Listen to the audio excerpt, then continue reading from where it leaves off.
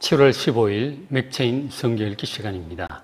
오늘 함께 읽으실 말씀은 여호수아 22장, 예레미야 11장, 마태복음 25장, 그리고 사도행전 2장입니다. 오늘은 마태복음 25장 말씀 같이 좀 생각해 보십시다. 마태복음 25장은 예수님께서 우리 하나님의 자녀들이 우리가 천국에 들어가고 그리고 천국에서 큰 자가 되기 위해서 무엇을 어떻게 해야 할지 세 가지 비유를 가지고 가르쳐 주신 말씀이에요. 이 말씀을 잘 들어야 우리가 천국에 확실히 들어가고 그리고 천국에서 큰 자가 될 것입니다. 그러니까 예수님 말씀을 어떤 선입관념 갖지 마시고 그대로 어린아이 같은 마음으로 잘 들으시고 잘 직접 살펴보시고 제가 대략적으로 소개를 해드릴 테니까 설명을 듣고 직접 마태복음 25장을 통해서 예수님의 말씀을 귀를 기울여 보시고 어떻게 하라고 하시는 것인가 잘 듣고 그 말씀대로 해서 천국에 잘 들어가고 그리고 천국에서 큰 자가 다 되시길 바랍니다. 자, 세 가지 비유로 설명을 해 주셨는데 첫째 비유가 열처녀 비유예요. 25장 1절부터 나오는데 자, 그때 천국은, 그죠? 천국이 어떤 자가 들어가는지를 말씀을 해 주셨어요. 자, 천국은 마치 등을 들고 신랑을 맞으러 나간 열처녀와 같다 하는 것입니다. 바로 우리 입장이 열처녀의 입장이에요. 신랑을 맞으러 간, 그러니까 다시 오실 예수님을 기다리는 사람들이죠. 기다리는데, 자, 그 중에 2절에 5은 미련합니다. 뭔가 잘 못하는 거죠. 그러나 5은 슬기 있는 자입니다. 잘한 겁니다. 무엇이 잘하는 것이고 무엇이 미련한 것인지 말씀을 통해서 확인해 보시기 바랍니다. 자, 3절에 설명을 더해 주셨는데 미련한 자는 어떤 자냐? 이 등불은 가졌어요. 그러나 기름이 없습니다. 그러니까 신랑이 아마도 곧 올 거라고 생각한 것 같아요. 뭔가 조급한 생각을 가졌는지 등불은 가졌는데 기름이 없어서 신랑이 일찍 오면 다행이지만 늦게 오면 이거는 이제 불 꺼지는 거죠. 그런가 하면 이 반대로 슬기 있는 자들은 4절에 등불은 당연히 가졌고 그릇에 기름까지 담았어요. 기름이 다 달아서 등불이 꺼져가면 기름을 부으면 되잖아요. 꺼지기 전에. 그러면 계속해서 등불을 피울 수 있습니다. 그래서 이제 슬기 있는 자는 주님과 함께 들어갔고 슬기 없는 자들은 들어가지 못했다. 그렇게 저 비유에서 말씀을 해 주셨어요. 그러니까 이 등불이라고 하는 것은 이 빛으로 어두운 세상을 밝히는 것이잖아요. 그러니까 너희는 세상의 빛이라고 주님께서 제자들에게 말씀을 하셨는데 이 복음의 빛으로 선한 행실로 어두운 세상을 밝히는 그런 삶을 그리스도인들은 살아가야 하고 그렇게 살게 되어 있습니다. 자, 그렇게 하는데 그게 이제 그리스도인의 삶의 모습이죠. 세상의 빛으로 살아가는 등불로 살아가는 그리스도인의 모습입니다. 자, 그런데 이제 이렇게 등불을 계속해서 밝히려면 이게 기름이 지속적으로 공급이 되어야 되는 것이죠. 이 기름이라고 하는 것은 내적인 믿음, 그리고 하나님 주신 은혜, 그리고 성령 충만, 이런 것들입니다. 하늘의 영적인 은혜, 이런 은혜들을 우리가 지속적으로 공급을 받아야 이 세상의 빛으로 살아갈 수 있습니다. 자, 그렇게 하는데, 그런데 이제 저 미련한 처녀 같은 경우는 예수님이 아마 금방 빨리 오실 거라고 이렇게 조급하게 생각을 했던 것 같아요.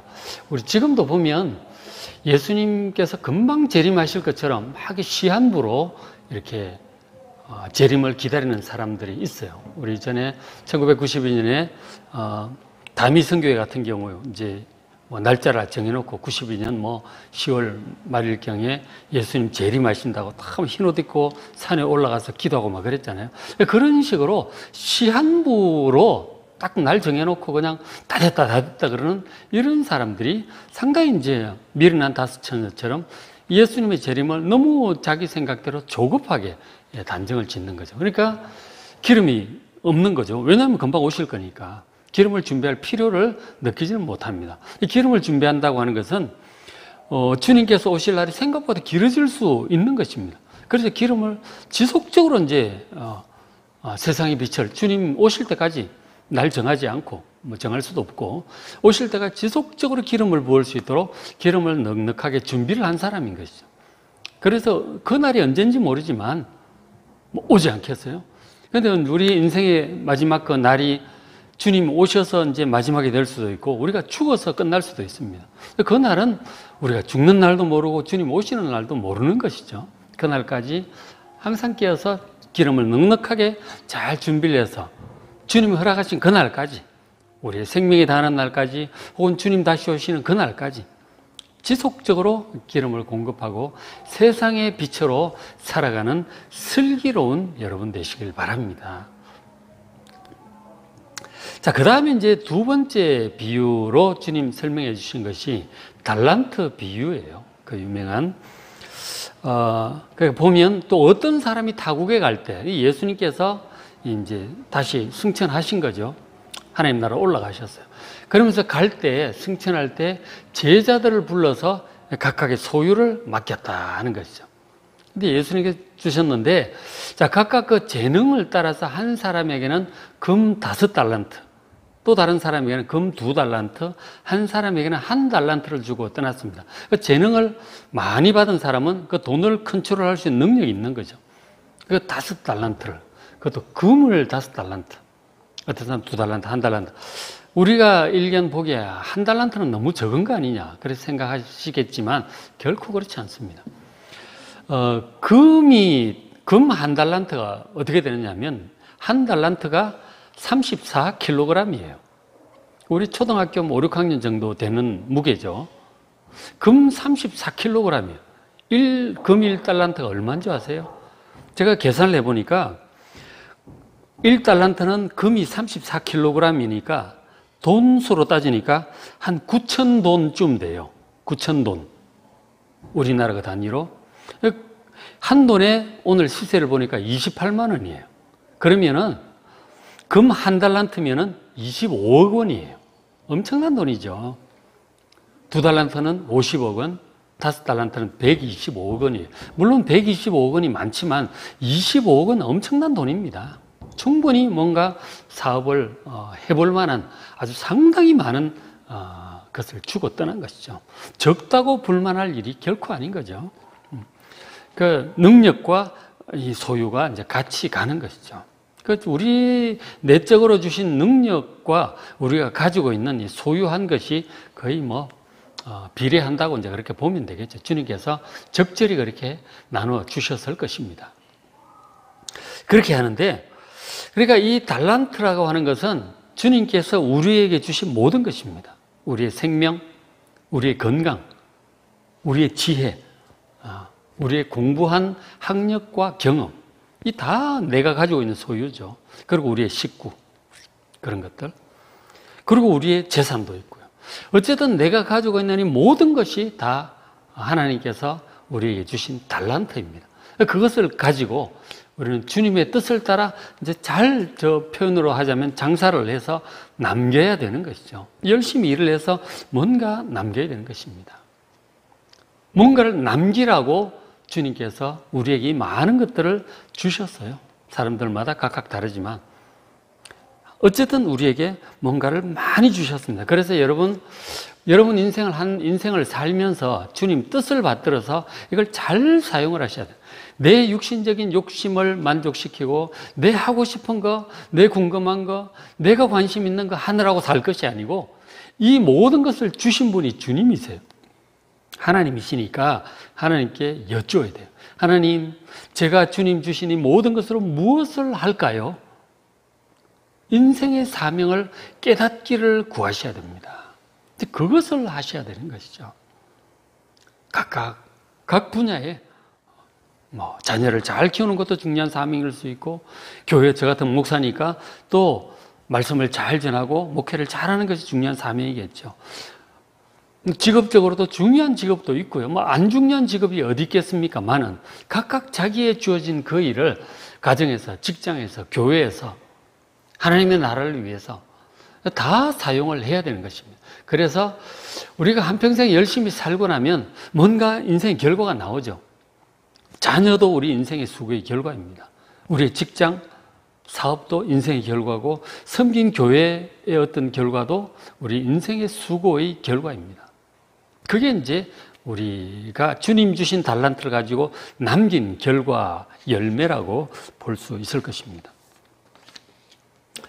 그래서 우리가 남긴 인생 다 살고 나서 남긴 결과, 우리가 죽기 전까지 했던 그 모든 수고라든지 혹은 주님 오시기 직전까지 우리가 수고한 모든 결과물이 있을 거 아니에요. 그 결과를 가지고 판단을 받게 될 것입니다. 주님의 심판 평가를 받게 될 것입니다. 자, 주님께로부터 잘했다고 칭찬받을 사람이 있고, 이 악하고 게으른 종아 그러면서 책망받을 사람도 분명히 있을 것입니다. 자, 보면 자, 잘한 사람에게 이렇게 칭찬하셨어요. 그 주인이 이르되 주님께서 우리의 인생을 평가하시는 거죠. 잘하였도다 착하고 충성된 종아, 정말 선하게 주님께 충성을 한 것입니다. 충성이 참 중요하죠. 주님 뜻을 따라서 이것을 사용한 충성된 삶을 살았습니다. 우리 한평생 수고한 이 일에 대해서 주님께서 말씀하시기를 네가 적은 일에 충성했다 하는 것이죠.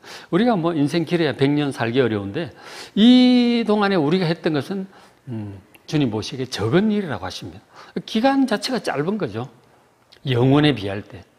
그래서 주님께서 말씀하셨어요. 어쨌든 한평생 주어진 모든 상황에 네가 정말 충성되게 선량하게 선하게 잘했다. 칭찬받고 인정을 받았어요. 그래서 내가 많은 것을 내게 맡길 것이다.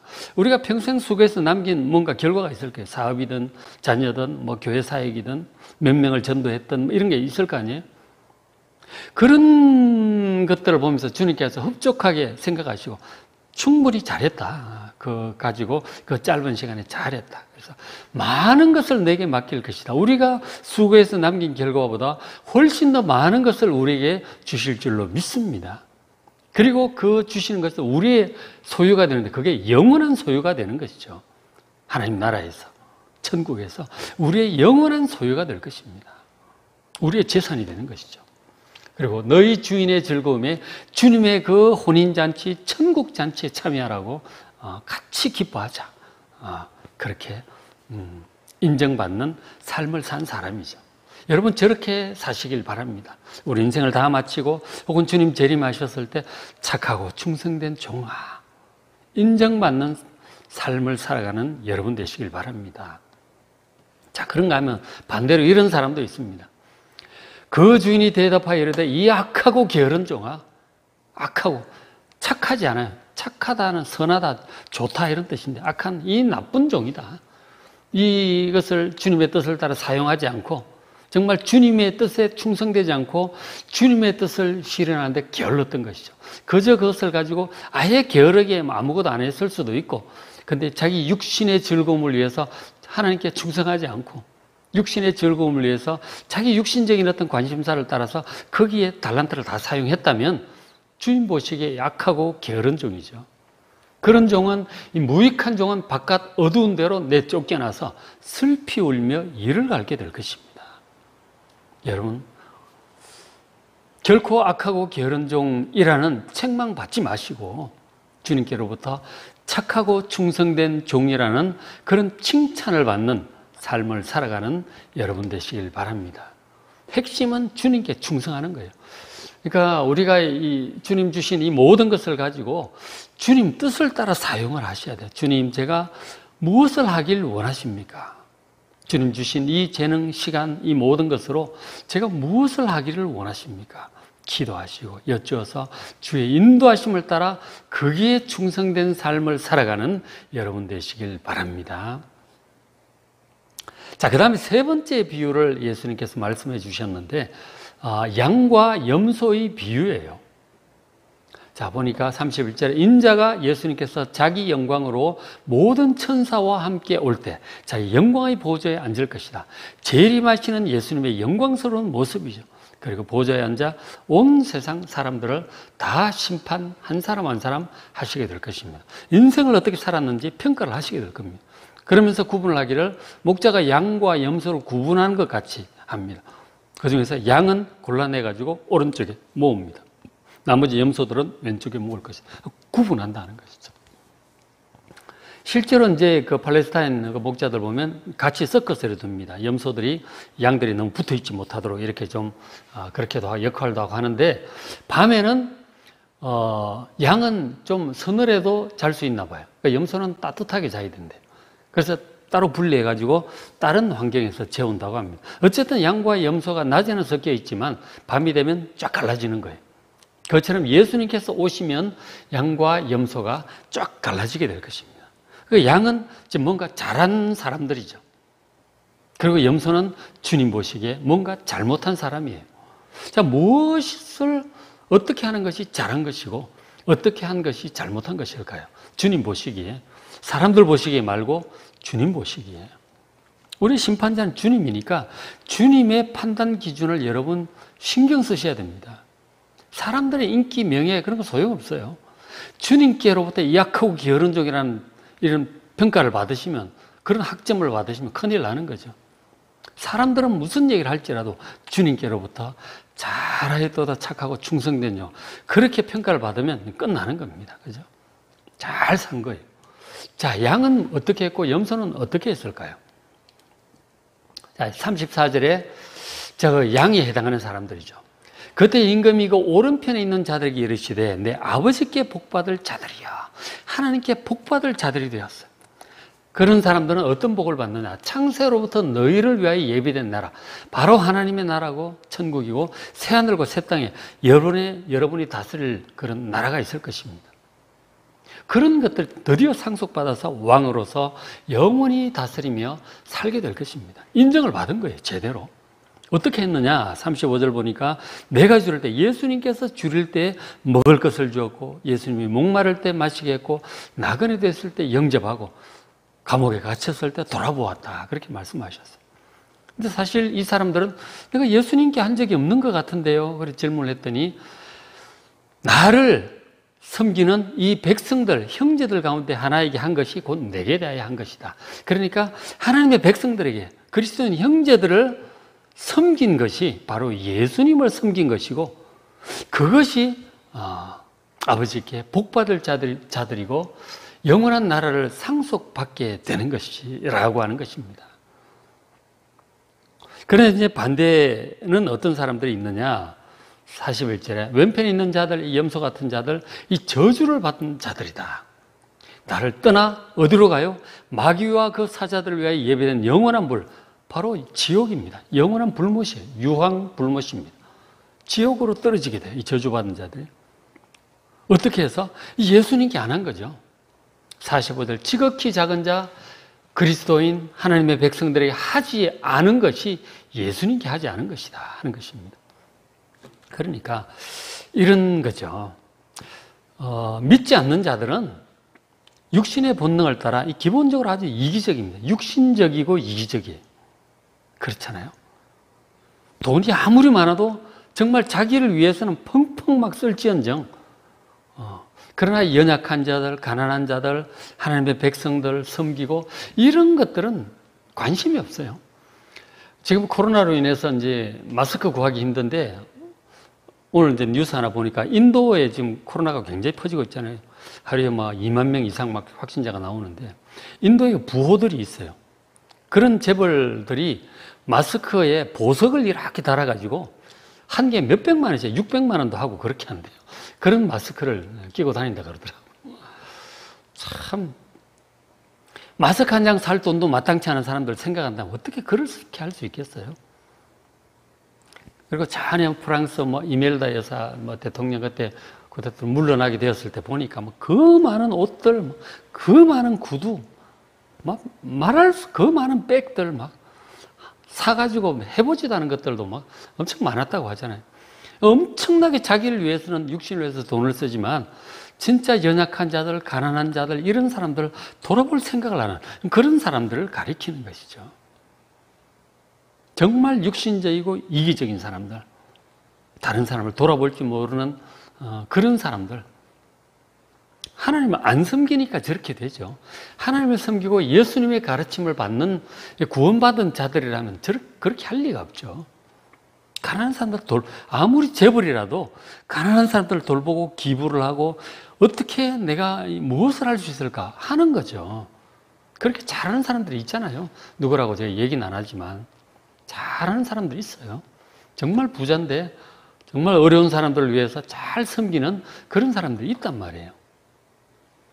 근데 그렇게 하지 않는 사람들, 정말 이기적이고 육신적인 사람, 구원받지 못한 사람들이 그렇게 사는 거죠. 그러나 참으로 구원받은 사람들이라면, 그리스도인들이라면 주님의 말씀을 항상 듣죠. 그리고 순종하여 그렇게 합니다. 주님의 뜻에 순종하여 물질도 사용하고 연약한 자를 사랑하고 돌보고 섬기라고 하는 온통 성경이 그런 말씀이잖아요. 신구약 전체가 이웃을 사랑하라, 하나님을 사랑하고 이웃을 사랑하라 그랬기 때문에 당연히 그렇게 합니다. 그게 정상적인 그리스도인의 모습이죠. 그리스도인 형제에게 잘하고, 그리고 그리스도인 형제가 아닐지라도 가난하고 연약하고 도움이 필요한 사람들을 자기 능력과 섬기고 그렇게 하죠. 구원받은 사람은 그렇게 사는 거예요. 그래서 그런 사람들은 복받을 자들이고 창세로부터 예비된 나라를 상속받게 될 것을 믿습니다. 그렇죠? 여러분, 이 세 가지 비유 잘 묵상해 보십시오. 그렇죠? 열처녀 비유, 달란트 비유, 양과 염소의 비유 보시면서 내가 천국에 확실하게 들어가고 천국에서 큰 자가 되고 주님께로부터 이렇게 인정받기 위해서 내가 어떻게 살아야 될 것인가 잘 살펴보시고 그렇게 살아가는 여러분 되시길 바랍니다. 자, 오늘 말씀 여호수아 22장 이제 거의 마무리가 되어 갑니다. 예레미야 11장 정말 육신적으로 세상적으로 사는 사람들 향한 하나님의 진노와 심판이 예레미야에 가득합니다. 그렇게 살면 안 되는 거죠. 염소처럼 산 사람들에 대한 그 책망이에요. 마태복음 25장 말씀, 그리고 사도행전 2장 말씀이죠. 잘 읽어보시고 은혜 많이 받으시기 바랍니다.